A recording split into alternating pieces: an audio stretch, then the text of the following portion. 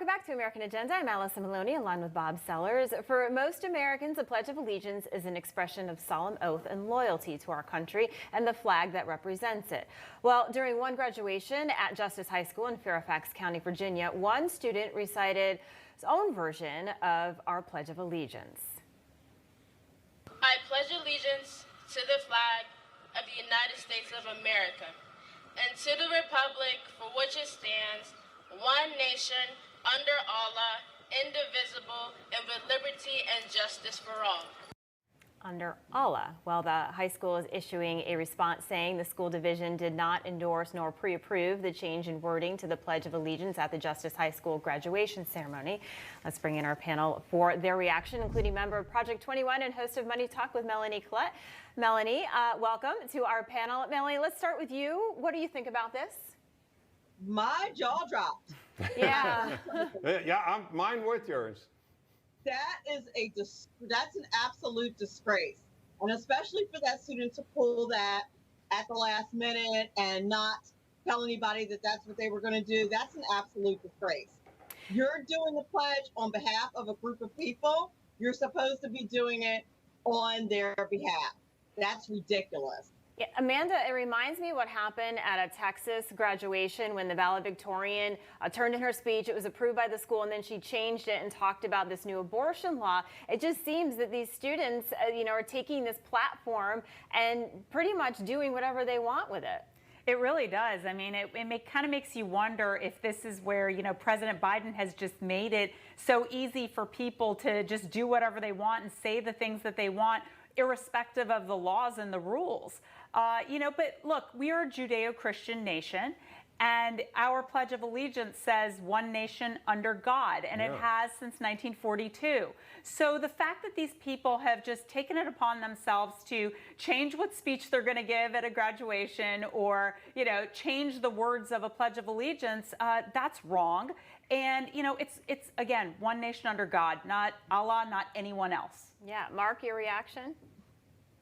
Well, it's un-American, it's unpatriotic, and it's quite frankly upsetting. I served my country as a civilian in combat. I deployed to Baghdad 14 times to a combat zone, and so I saw firsthand the sacrifice and the selflessness of the men and women who wear our uniform. And we're just coming off of Memorial Day, where we honor those that paid the ultimate sacrifice.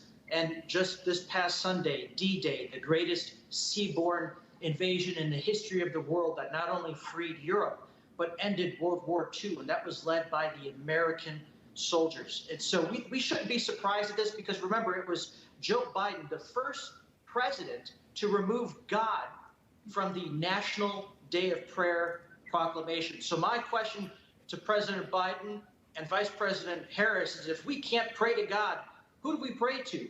Bernie Sanders or AOC? Yeah, that's a good point, Bob.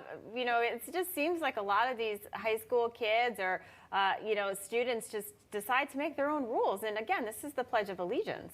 Yeah, I mean, that's not the Pledge of Allegiance. The Pledge of Allegiance says under God. That's exactly what it says. I was educated in that school system, and my daughters are being educated in it right now. And I'm a little embarrassed to say that, because I think the school system, it did issue. Do we have the statement they issued? They did issue. They did. Yep. Okay. I thought we had that. Maybe we didn't. But they did not condone that. Do you have? I can read it. Yep, Go ahead. There it is. It says that the school division did not endorse nor pre-approve the change in wording to the Pledge of Allegiance at the Justice High School graduation ceremony. That's because it's not the Pledge of Allegiance, what she said. Now, I believe in diversity. I think the people in the school system do. But that's not the Pledge of Allegiance. And remember, I don't know if anybody's old enough to remember that there was a drive for a while to drop under God in the pledge.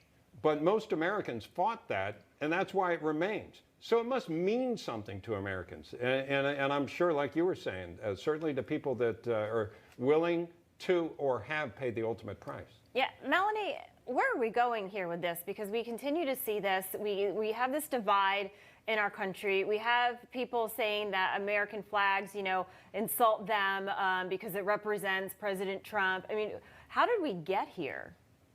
I don't quite understand how it is that we got here, but people need to get on board with being in the United States of America and really hone in on the word united. We're united as a country, and of course, that entitles us to worship how we want according to the First Amendment, and that is wonderful. But again, when we're saying the pledge on behalf of a group of people, we say it correctly. We don't say it how we want. We don't include our own gods. That's not what we do. We say the Pledge of Allegiance properly. But this is what kids are doing nowadays. Kids in college, kids in high school. And I think part of it is because of people like President Biden and Vice President Kamala Harris and the theory out there that the Constitution is a living document and all of this absolute buffoonery. How much of it you think is out of ignorance?